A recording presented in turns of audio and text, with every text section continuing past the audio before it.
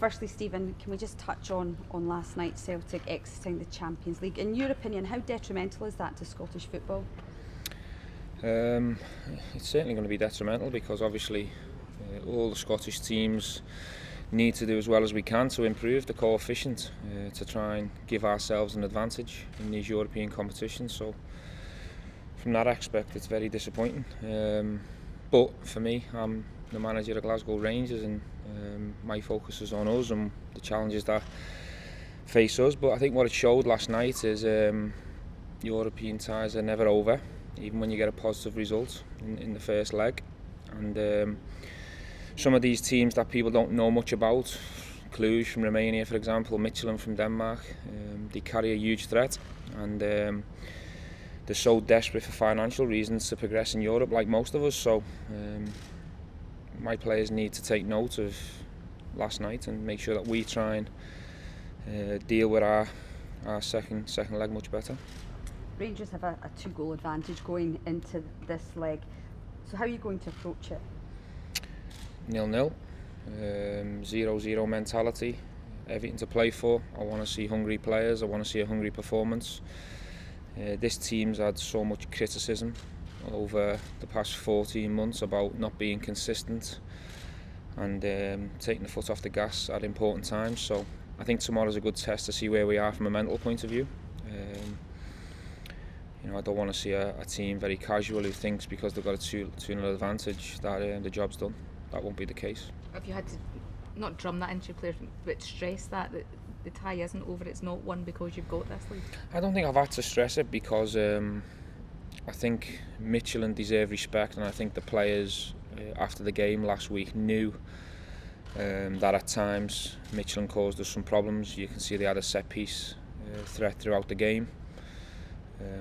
They've got players that have got big profile, they can win flick-ons and second balls, and they carry a huge threat. So I think it'd be very immature and naive of us to think that this is done. We're expecting a very tough 90 minutes tomorrow night, so I haven't felt the need to stress that point, and the reason being is because the first leg was very tough, even though the scoreline was obviously in our favour. In terms of that game last week and then the game you had on Sunday, could your players be going into this match in any better form? No, I don't think so. We've had a real positive training week going into this game as well. The players are smiling, they're enjoying the training. The intensity and the level is so positive at the moment. I'm very pleased with what I'm seeing on a daily basis. Players are pushing that have been outside the 18.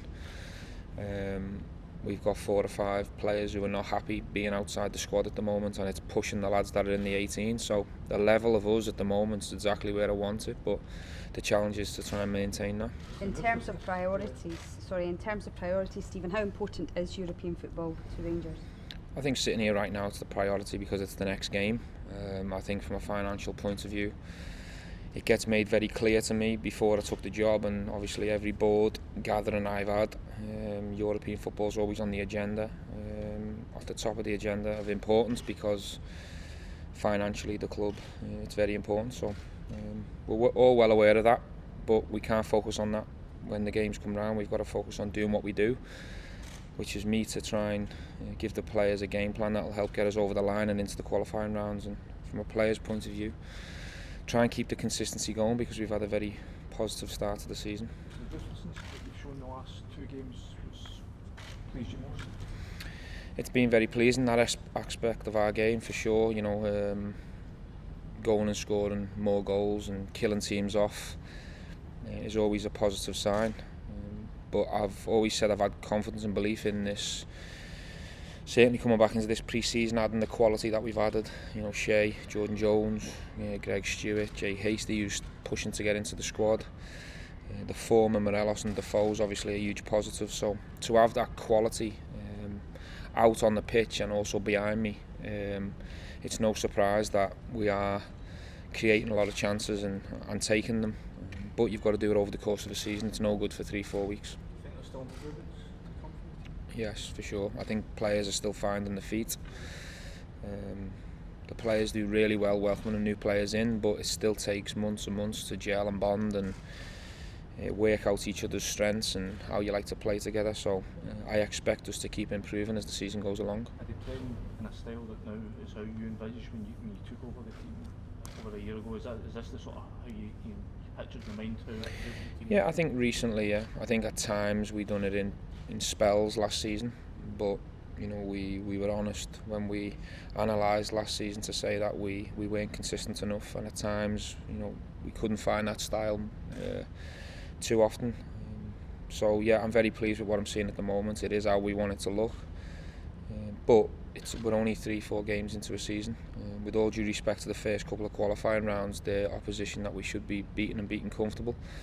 So I think against Midtjylland and Kilmarnock and Hibs, teams that hurt us last year, I have seen a different level in the performance. You've made changes throughout the game so far, but it seems like over the last couple of games that in terms of your centre-back pair, that's been fairly settled. I just wondered if you could give us a sort of summary of how you think Nicholas sort of come on since he's sort of come back into the team this summer. Well, yeah, I think he was a player that came at a very young age, and we always said that he'd have, you know, a little dip in form or he'll have some bumps as he goes along, and he lost his confidence for a period of last season, but I think outside of that he had a very positive first season. He's a player we love and admire and want to help grow and develop. That is happening. I think he's moving along very quick. He's come back in such a positive frame of mind after a really strong tournament with Croatia under 21s in the summer, and he's took his form into the new season. And that's probably a reason why I haven't been able to introduce Philip Hollander at the moment. You know, I say to these players, do what you can to keep the shirt, and if you play well, more often than not you keep the shirt. I think at the weekend, the left side of my defence was probably a fault for their goal, which we've looked at. So the likes of Nico and the young lads in the squad need to keep learning and improving, and with experience they'll continue to get better. Has he got the mentality to play for Rangers? I mean, see that Rangers in that sense, you know, is he, you know, he's had his difficulties to come back, but he sort of gives that sort of... Yeah, he's a very mentally strong boy.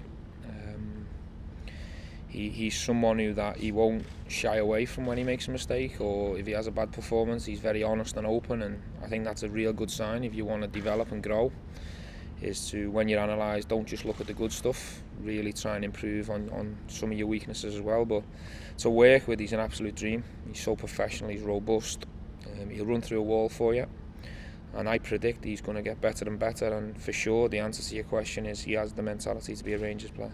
Last season you had 3 recognised strikers. You started the season with 3 recognised strikers.